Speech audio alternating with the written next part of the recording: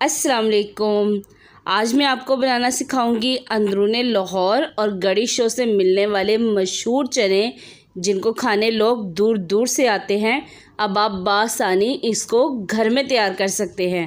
بس آپ نے میری ریسیپی کو مکمل فالو کرنا ہے، بالکل بھی سکپ نہیں کرنا۔ چلیں تو پھر سٹارٹ کرتے ہیں۔ بسم اللہ الرحمن الرحیم۔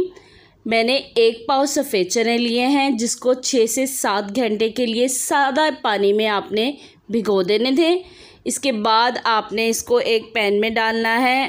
½ ٹی اسپون میٹھا سوڈا اور آدھا چمچ ہی نمک کے ساتھ ہم اس کو بوائل کر لیں گے۔ اچھے سے آپ نے اس کو بوائل کرنا ہے۔ جب یہ ہلکا سا بوائل ہونا شروع ہوگا تو اس کے اوپر جھاگ آ جائے گی، وہ جھاگ آپ نے سب ریموو کر دینی ہے، ہٹا دینی ہے۔ یہ دیکھیں اس طرح سے۔ اب باقی کے چنے آپ نے سلو آنچ کر کے تقریباً اس کو کور کر دیں اور 30 سے 35 منٹ تک آپ اس کو بوائل ہونے دیں۔ بوائل ہونے کے بعد یہ چنے بالکل ریڈی ہو گئے ہیں۔ 30 سے 40 منٹ ہو چکے ہیں اور یہ دیکھیں چنے بالکل بہت اچھے سے گل بھی گئے ہیں۔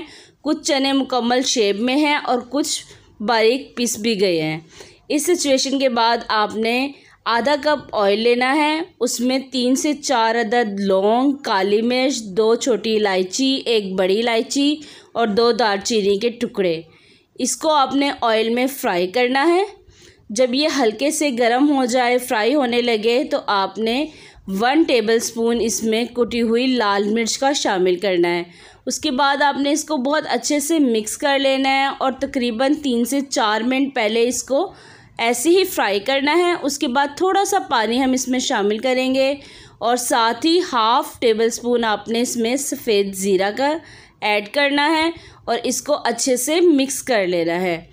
اب آپ نے اس کو 3 سے 4 منٹ مزید فرائی کرنے کے بعد یہ میں نے 2 میڈیم سائز کی پیاز لی ہیں، اس کو میں نے ایسے ہی گرائنڈر کر لیا ہے، باریک پیس لیا ہے، وہ ہم اس میں شامل کریں گے اور تقریباً 3 سے 4 منٹ اس پیاز کو ہم نے اچھے سے فرائی کرنا ہے تاکہ اس کا کچا پن دور ہو جائے۔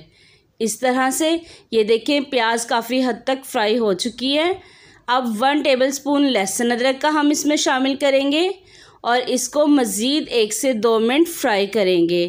اس کے بعد اب اس میں جائیں گے اسپائسز میں سب سے پہلے نمک حسب ذائقہ تھوڑا سا ہی ہم ایڈ کریں گے، ہلدی ½ ٹی اسپون، پسا ہوا دھنیا 2 ٹی اسپون، اور ان تمام چیزوں کو ہم اچھے سے مکس کر لیں گے۔ اس میں ہم نے ابھی بلیک پیپر شامل نہیں کیا ہے۔ یہ دیکھیں مسالہ فرائی ہونا شروع ہو گیا ہے۔ جب آئل سیپریٹ ہو جائے اور مسالہ فرائی ہونے لگے تب 3 سے 4 عدد ہم نے ہری مرچ اس میں شامل کر دیں گے اور وہ بھی اچھے سے فرائی کر لیں گے۔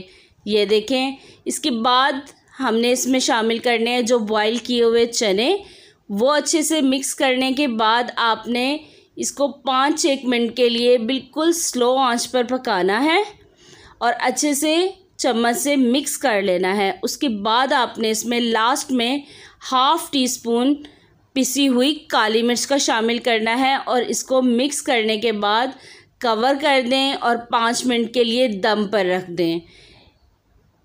اس طرح سے اگر آپ میرے چینل پر نئے ہیں تو چینل کا وزٹ ضرور کریں۔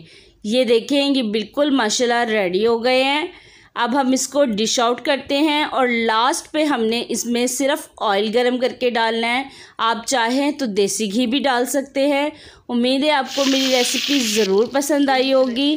اگر میری ریسیپی اچھی لگے تو لائک کرنا مت بھولیے گا۔ اللہ حافظ۔